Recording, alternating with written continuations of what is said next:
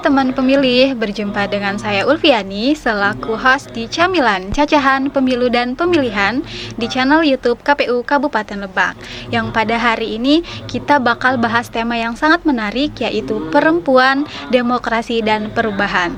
Sebuah topik yang sangat relevan mengingat peran perempuan semakin nyata dalam proses politik dan pembangunan bangsa. Dan hari ini juga kita kedatangan narasumber yang sangat luar biasa, yaitu Ibu Deni Marlina SAG. Assalamualaikum Ibu, bagaimana kabarnya hari ini? Waalaikumsalam warahmatullahi wabarakatuh. Alhamdulillah sehat walafiat. Sebelumnya saya panggil Ibu Deni atau Ibu Marlina nih Bu? Bebas. Ibu Deni aja ya kali ya. Bebas. Nah, boleh nggak Bu diceritakan sedikit mengenai profil Ibu kepada teman pemilih semua? Biodata gitu ya. Iya. Ya, assalamualaikum. Selamat pagi rekan-rekan. Saya dengan Deni Marlina. Kebetulan pernah berkuliah di UIN. Sekarang UIN ya. Kalau zaman saya dulu masih IAIN. Saya masuk kampus itu 94 berproses selama lebih kurang 6 tahun karena saya secara struktural organisasi emang nggak aktif gitu ya, cuman ikut proses pertama, tapi apapun kegiatan organisasi saya selalu mengikuti. Orang kongres atau apa kita ikut, alhamdulillah, cari-cari pengalaman gitu ya. Saya di Rangkas ini saya wisuda 2000, sarjana 2000 saya. 2000 pas kelulusan pernah mengajar mengajar di Padang karena saya asli Padang. Jadi ke Rangkas ini prosesnya karena setelah menikah ikut suami gitu. Jadi 2001 menikah langsung ke sini. Sampai di sini juga saya pernah mengajar. Alhamdulillah punya pengalaman juga mendidik sedikit gitu ya, berbagi ilmu gitu. Saya mendapatkan ilmu juga dari memberikan kepada anak-anak. Itu tahun 2001. Pernah menjadi guru di SMP 7. Yang depan Gedung Juang ya. Itu dulu 2001. Juga di SMP 1 Warung Gunung pernah ngajar juga. Tapi itu tidak berlangsung lama karena kondisi ya. Pada saat itu saya melahirkan anak pertama, meninggal. Jadi itulah pertama yang jadi penyebab gitu. Jadi kita nurut ke suami lah gitu ya, nggak boleh ini sama suami, ya udahlah dengan alasan-alasan yang kuat ya saya ngikut gitu. Sebagai bukti kita perempuan ya, taat kepada suami gitu. Oke. Sebelumnya terima kasih banyak nih Bu. Ya, Ibu sama-sama. sudah meluangkan waktunya untuk hadir dan ngobrol bareng kita pada hari ini. Nah, Bu Deni, ketika kita berbicara tentang demokrasi ya, setiap kelompok tentu memiliki pengalaman dan perspektif yang berbeda ya Bu ya. Nah, menurut Ibu sendiri, apa sih makna demokrasi bagi perempuan, baik sebagai individu maupun sebagai bagian dari masyarakat? Ya, kalau dalam pemikiran saya, berdemokrasi itu ya kita kan ikut terlibat dalam berproses membentuk, khususnya kita di Lebak itu membentuk satu pemerintahan. Sama-sama kita ketahui perempuan itu secara tidak langsung itu sangat berperan penting. Kenapa demikian? Karena setiap adanya taruhlah ada acara, ada apa, itu kalau tidak ada keterlibatan kita sebagai perempuan, itu hal kecil ya. Itu acara bukan kita menafikan kemampuan laki-laki, bukan. Tapi kalau tidak ada peran perempuan, itu tidak akan berjalan dengan lancar. Istilahnya dari segi keindahan, dari segi istilahnya pelengkap lah ya. Bukan berarti kita pelengkap gitu ya. Istilahnya kita hadir itu melengkapi semua gitu kan ya, terutama di dalam pemerintahan. Kalau kan kita lihat sendiri ada presiden kita kan, Ibu Megawati ya, ada pahlawan-pahlawan kita yang dari perempuan, pahlawan-pahlawan kita terutama itu karena saya orang Sumatera, saya contohin kayak Rasuna Said. Beliau adalah pahlawan perempuan dari Sumbar. Karena kecerdasannya, keberaniannya melawan penjajahan sehingga mulutnya dikunci dengan dipenjarakan. Tetapi kita tahu sendiri, walaupun beliau di penjara, itu tidak menutup inspirasinya, maksudnya dia bercerita di balik penjara gitu kan, sehingga timbullah, kalau tidak salah beliau punya moto, diamnya perempuan akan mengakibatkan diamnya dunia gitu. Jadi kita ini emang tiang gitu. Tanpa perempuan apapun tidak akan jadi. Jadi kita harus bangga menjadi seorang perempuan, harus bisa meletakkanlah posisi kita itu memang posisi penting gitu kan. Apalagi sebagai umat, kita ditakdirkan hidup berpasang-pasangan kan. Malah ada yang berpasangan sesama jenis malah jadi masalah. Jadi kita ini memang dibutuhkan gitu. Dalam hal sosial masyarakat, dalam politik, dalam rumah tangga apalagi, walaupun bapaknya seorang politikus, anaknya aktivis, tapi kalau ibunya tidak merestui, tidak memberi izin, itu tidak akan terjadi. Jadi kita bisa simpulkan peran perempuan di dalam politik ataupun berbagai hal itu sangat penting. Kita tetap ada di dalam politik tersebut gitu.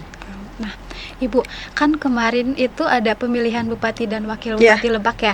Nah, ternyata berdasarkan data perolehan suara itu, ternyata tingkat partisipasi pemilih perempuan itu sebanyak 54,93% dari jumlah seluruh keseluruhan. Nah, jika melihat data tersebut nih, Bu, udah terlihat jelas ya bahwa perempuan memiliki partisipasi yang sangat besar dalam pemilu dibandingkan laki-laki di wilayah Lebak khususnya. Nah, menurut Ibu, apa sih faktor utama yang menyebabkan tingkat partisipasi perempuan itu begitu tinggi di Lebak ini, Bu? Karena kalau kita lihat sekarang, ibu-ibu itu udah mulai cerdas, sehingga kan sekarang banyak bermunculan geng mak-mak cerdas lah ya. Karena banyak peluang, mungkin faktor medsos juga kan, bisa belajar yang selama ini tabu dengan politik, yang menganggap mak-mak yang ikut berpolitik lah ngapain, kita perempuan nggak usah ikut gitu-gituan. Emang banyak bahasa, ke saya juga pernah ada teman-teman saya juga, ngapain sih kamu ikut-ikut gini, emang kalau dia jadi presiden kamu jadi apa, emang banyak. Itulah hal-hal yang bahasa-bahasa yang mematahkan kita sebagai perempuan. Jadi di Lebak ini kayaknya perempuan udah lebih cerdas, udah nggak bisa termakan isu perempuan nih harus di dapur di rumah gitu kan, ngurus keluar. Enggak, kita jadi sekarang kita udah mulai cerdas berpikir. Kita tidak bisa diutak-atik, setidaknya kita bisa mempertahankan ini kita lah status kita lah ya, bahwasanya kita itu memang mempunyai peran penting di dalam setiap lini gitu kan ya, apalagi di dalam pemerintahan. Jadi saya lihat itu benar-benar luar biasa gitu ya sekarang khususnya. Tapi kayaknya bukan Lebak doang kalau masalah antusias pemilihan yang tahun-tahun kemarin itu ya, se-Indonesia kayaknya mak-mak udah mulai cerdas, udah mulai berpikir positif, udah tahu fungsinya di mana, udah tahu. Karena selama ini mungkin kita masih tabu kan ya, ilmu yang kita dapat tidak sesuai lah istilahnya, yang kita lihat dengan yang kita dapat itu tidak, yang kita alami tidak sesuai. Tapi sekarang udah banyak ruang untuk perempuan-perempuan ini bisa lebih pintar, lebih hebat, lebih cerdas gitu. Jadi kita tidak termakan dengan stigma-stigma perempuan itu hanya di dapur, di sumur, di kasur itu. Alhamdulillah sekarang mah saya banggalah sebagai perempuan udah banyak kemajuan gitu. Jadi kita tidak malu berpolitik, setidaknya kita tidak dibodoh-bodohin, kita tahu apa itu politik, bagaimana proses pemilihan, gimana proses kita ngajak anak-anak kita, keluarga kita gimana, kita udah bisa mengarahkan, setidaknya itu fungsi kita untuk di rumah tangga terutama gitu. Ya Bu, betul sekali ya, setuju sekali nih apa kata Ibu. Terus Bu, dengan potensi partisipasi yang besar tersebut nih ya, menurut Ibu apa aja sih hal konkret yang dapat dilakukan perempuan untuk memperkuat demokrasi saat ini? Ya, kita bisa ikut pelatihan-pelatihan gitu kan ya, memberikan masukan-masukan lah kepada setiap ada acara kayak ini kan, kita diundang gitu kan, kita bisa saling berbagi, sharing gitu ya ilmu, biar kita juga mendapatkan pengalaman, ilmu juga bisa kita bagi juga gitu kan. Jadi mungkin itu. Kalau masih berkaitan dengan peran tersebut nih Bu ya, dalam konteks perubahannya sendiri nih, perubahan seperti apa sih yang bisa kita hadirkan sebagai perempuan masa kini demi keberlanjutan demokrasi, khususnya di wilayah Kabupaten Lebak ini, Bu? Ya, kita sebagai perempuan harus menonjolkan gitu, maksudnya mendukung lah. Umpamanya di satu daerah, kalau sekarang kan betapa bangganya kita, ketua DPRD Lebak adalah seorang perempuan, tokoh perempuan, orang pintar di Lebak lah istilah kasarnya, perwakilan masyarakat Lebak. Itu nggak sembarangan loh, jadi kita harus mendukung, kita harus ciptakan lagi, kita harus istilahnya kita ada pengkaderan lah di Lebak ini ya, untuk menaikkan wanita-wanita pintar gitu kan, wanita-wanita kritis, cerdas untuk masa depan Lebak ke depan. Jadi kemajuan itu tidak hanya dipegang oleh laki-laki, kita juga bisa untuk mengisi gitu kan ya. Jadi saling lah ya, saling kerjasama gitu. Ya intinya itu, kita harus memberi ruang. Umpamanya kita punya link ke atas ya, kita kasih ruang itu. Kita perempuan ini kita punya adik, punya teman, punya tetangga, kita harus kasih ruang. Saat kita memegang satu tampuk kekuasaan lah kasarnya ya, kita beri peluang. Apalagi kita perempuan gitu, kita sebagai perempuan kita harus mencarikan jalan untuk perempuan-perempuan ini bisa muncul, bisa memberikan karya-karyanya untuk khususnya pemerintahan Lebak gitu. Tadi seperti yang Ibu bilang, ketua DPRD Kabupaten Lebak itu seorang perempuan ya. Iya, benar. Nah, kebetulan ketua KPU Lebak juga seorang perempuan. Alhamdulillah. Iya, Ya, Ibu benar. Dewi Hartini namanya. Iya. Seorang perempuan juga. Alhamdulillah. Selamat juga tuh kepada ketua KPU Lebak ya. Iya. Saya belum kenal sih ya. Iya. Nah, Ibu Deni, tentu perjalanan perempuan dalam konteks demokrasi ini tuh tidak selalu mudah ya, Bu ya. Iya. Nah, menurut Ibu, hambatan apa sih atau tantangan apa sih yang paling berat dihadapi seorang perempuan gitu, baik dalam politik maupun di ruang publik saat ini gitu, Bu? Ya kadang-kadang kan gimana ya, berbicara masalah ini, ya kita kadang-kadang terpaku dengan apa sih ya, membilah-bilah gitu ya, perempuan harus begini, perempuan karena stigma ya, kita kadang-kadang termakan stigma lah, kita perempuan mah jangan begini, jangan begitu, kita akhirnya ya tidak sesuai dengan yang kita harapkan gitu. Ya mudah-mudahan ke depan kita lebih banyak dikasih ruang, dikasih kesempatan untuk bisa berproses lebih baik gitu ya. Nah, banyak perempuan hari ini tuh muncul sebagai agen perubahan di berbagai sektor, Ya, mulai benar. dari sosial, pendidikan, bahkan hingga politik tadi ya. Nah, menurut Ibu, apa sih yang membuat perempuan mampu menjadi motor perubahan dalam masyarakat, Bu? Ya ilmu tadi ya, karena adanya kesempatan, adanya ruang yang diberikan.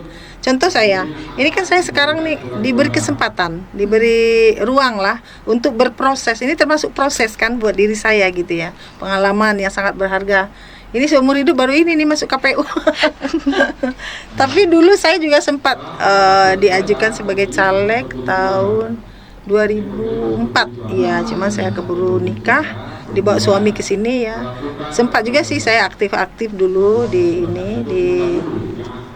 organisasi ini ya, partai apa dulu ya, partai P3 dulu, P3. Sempat dulu ya, karena ada ruang tadi, ada kesempatan, individunya mau gitu ya, ada peluang. Tapi kalau kitanya nggak ada keinginan, nggak bakalan ada hasil kan. Jadi yang pertama ya ada kesempatan, ada kemauan dulu, ada kemauan dari wanitanya, ada kemauannya, ada peluangnya, ada penunjangnya gitu kan. Khususnya keluarga, kalau keluarga kita tidak memberikan jalan atau dukungan, itu tidak akan terjadi. Jadi saling kolaborasi lah gitu ya, kerjasama dalam keluarga, lingkungan kerja gitu. Jadi itu sangat menentukan sekali. Bu, salah satu isu penting dalam demokrasi kita itu adalah representasi nih. Bagaimana menurut Ibu cara memastikan bahwa perempuan itu dapat memiliki representasi yang lebih setara dalam politik dan dalam proses pengambilan keputusan? Kayaknya tidak jauh dari kesempatan lagi ya. Kesempatan lagi. Ilmu dan kesempatan gitu. Kalau kita udah punya jalan, udah punya kemauan, punya ilmu, apapun akan jadi gitu. Jadi intinya tetap ilmu dan kesempatan, kemauan iya. Tadi kan Ibu sempat menyinggung tentang stigma perempuan nih. Selain dari stigma itu kan kita tuh di masyarakat kita ada budaya dan norma sosial ya yang sering kali membentuk cara pandang terhadap perempuan. Nah, menurut Ibu, seberapa besar pengaruh budaya dan norma tersebut dalam membatasi atau justru malah norma dan budaya itu mendorong ruang gerak demokrasi bagi perempuan? Kalau menurut pribadi saya ya, norma itu di satu lingkungan gitu ya, tempat tinggal lah gitu, daerah yang kita tempati, emang itu sangat berpengaruh sekali gitu. Terutama saya contohkan diri saya gitu, saya orang Padang. Perempuan itu kalau di Padang tuh kita harus jadi ibu guru gitu kan, terutama di rumah kita sendiri gitu kan. Jadi kita harus kita punya tanggung jawab besar untuk mencerdaskan kehidupan bangsa, karena guru pertama adalah ibu. Iya. Begitu juga dengan daerah Rangkas Bitung, kita juga punya ketentuan-ketentuan yang sudah ada yang berlaku di Rangkas Bitung. Tapi selagi kita tidak menggilas aturan-aturan, kita berhak berproses lebih baik lagi gitu. Jadi norma-norma yang ada di satu daerah itu saya pikir tidak ada yang mematahkan, tidak ada yang negatif, pasti tujuannya baik semua. Jadi selagi kita berjalan di rel, apapun yang kita kerjakan selagi tidak bertentangan itu malah akan jadi penopang kita untuk keberhasilan ke depan gitu. Nah, di era digital saat ini nih Bu, ruang online itu kan bisa menjadi wadah baru nih bagi perempuan untuk bersuara. Namun ruang online juga dapat menghadirkan risiko kan. Yeah. Nah, dalam pandangan Ibu, apakah ruang digital lebih banyak membuka peluang atau justru malah menambah tantangan bagi perempuan dalam berdemokrasi, Bu? Ya, mungkin ini ya, ada positif negatifnya gitu betul. Kan. Kalau apalagi sekarang kalau di medsos kita salah omong, bisa langsung ada kita viral, terus kita diproses segala macam, itu lebih gampang, itu negatifnya. Kalau positifnya medsos itu kita lebih cepat dapat informasi, kita lebih cepat bersosialisasi lah dengan orang lain, dengan masyarakat, dengan instansi, itu lebih cepat. Dan juga saya lihat kalau di medsos itu kita bertingkah sedikit aneh itu sangat cepat ya, cepat banget viralnya. Setelah terjadi sesuatu baru diproses gitu kan, maksudnya baru didengarin. Unek-unek yang selama ini kalau kita secara langsung ngomong tidak didengarin, iya aja kan, tapi tanpa ada proses. Tapi setelah kita masuk ke medsos, setelah viral, baru pemerintah atau instansi terkait yang kita permasalahkan akan memprosesnya gitu. Jadi sangat berperan penting gitu, ada positif negatifnya gitu. Saya suka dua-duanya gitu. Maksudnya cuman lebih simpel ya medsos ya. Kita tidak perlu keluar, tidak perlu istilahnya bertatap muka gitu kan. Jadi dua-duanya emang ini bagus. Kalau untungnya kan kalau kita bertatap muka, kita bisa lihat lawan komunikasi kita gimana, masukan segala macam, bisa lah ya berhadapan, lihat mimik muka segala macam. Kalau medsos kan cuma kita sendiri, orang ngeliat kita nggak tahu ya. Ya mungkin itu. Nah, kalau soal tokoh perempuan yang menginspirasi Ibu ada nggak nih Bu, yang menurut Ibu itu berhasil mendorong perubahan demokrasi yang signifikan, dan bagaimana pengaruh sosok tersebut bagi perempuan lainnya? Kalau saya lebih yang seperti saya baca tadi itu Rasuna Said ya. Rasuna Said adalah salah satu tokoh perempuan dari Sumbar. Karena saya orang Sumbar, jadi saya maaf ya, bukan saya menafikan yang lain. Ya mungkin ilmu kita berbeda-beda, pengalaman berbeda-beda. Saya akan sampaikan sesuai dengan pengalaman saya. Itu saya sangat menginspirasi sekali. Di zaman penjajahan, beliau adalah tokoh perempuan yang disegan, yang ditakutin. Saking takutnya penjajah, beliau dipenjarakan, dikurung, tapi bukan tidak menghalangi semangat beliau untuk berperan di dalam memperjuangkan kemerdekaan. Saking penjajah takutnya kepada Rasuna Said, dia dipenjarakan. Tapi disitulah dia memberikan inspirasi untuk perempuan-perempuan di Indonesia agar kita bisa istilahnya menegakkan keadilan. Jangan punya rasa takut karena kesetaraan kita berawal dari situ ya. Ada pejuang-pejuang perempuan kayak pendiri perguruan Dinia Putri. Nah, itu kan perempuan juga itu khusus perempuan itu pesantrennya. Kalau tidak salah saya ya, itu sekolah pertama yang khusus perempuan itu. Sehingga zaman dulu itu Rahmah El Yunusiah itu pendirinya, itu beliau itu dapat gelar pertama itu dari perempuan Indonesia dari Mesir kalau saya tidak salah. Sehingga dari situ orang Mesir juga menjadi standar lah ya, Rahmah El Yunusiah itu bisa, kok perempuan bisa gitu mendirikan ada pendidikan untuk menaikkan harkat dan martabat perempuan. Jadi itu contoh dari ini yang saya alami gitu, yang saya pahami. Jika kita membayangkan masa depan demokrasi yang lebih inklusif nih, seperti apa sih peran perempuan di dalamnya dan langkah apa yang harus mulai dibangun sejak sekarang agar hal itu tuh benar-benar terwujud gitu, Bu? Ya, kembali lagi kita harus dari sekarang, contohnya saudara moderator sebagai perempuan dari sekarang harus mempersiapkan diri, karena generasi ke depan itu akan lahir dari ibu-ibu pintar. Kalau ibunya tidak cerdas, tidak pintar, otomatis anaknya tidak bakalan cerdas. Karena kecerdasan ibu itu dominan diturunkan ke anaknya, bukan dari bapak loh. Itu ada penelitiannya. Jadi dari sekarang kita harus berproses untuk menyiapkan tonggak estafet ke depan perempuan-perempuan hebat, perempuan-perempuan cerdas untuk masa depan. Untuk pembangunan Indonesia khususnya lebih baik lagi. Cuman seperti tadi kan kita karena mungkin perempuan tuh emosinya lebih ini ya, laki-laki kebanyakan kesempatan itu diberikan kepada laki-laki karena kita mungkin masih labil ya, ibu-ibu, tapi tidak semuanya begitu, tapi dominan gitu. Mungkin itu. Ya Bu, sebagai penutup nih, apa pesan dan harapan Ibu untuk perempuan di Kabupaten Lebak agar mereka semakin percaya diri, aktif dan berani mengambil bagian dalam demokrasi, Bu? Pesan saya selalu berproses, belajar. Kita lihatlah panutan-panutan kita, ketua KPU kita di Lebak perempuan, ketua DPRD kita perempuan.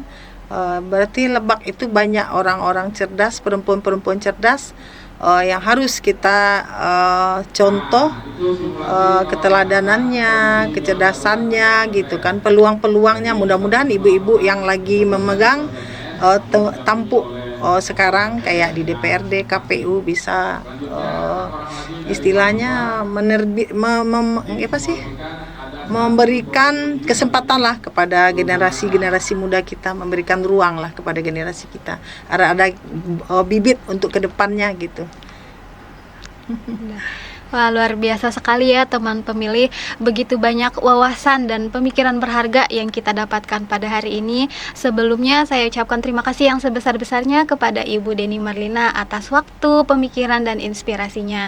Semoga apa yang disampaikan dapat membuka ruang kesadaran baru bagi kita semua bahwa perempuan itu memiliki peran yang penting ya Bu dalam memperkuat demokrasi dan mendorong perubahan yang lebih baik lagi.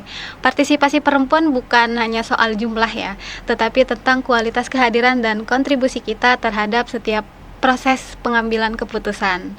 Dan semoga kita juga berharap semoga semakin banyak perempuan yang berani berperan, bersuara dan berdampak bagi masyarakat dan pembangunan di Kabupaten Lebak. Teman pemilih, terima kasih sudah menyimak tayangan podcast KPU Kabupaten Lebak hari ini. Nantikan podcast KPU Lebak selanjutnya. Terima kasih, sampai jumpa lagi.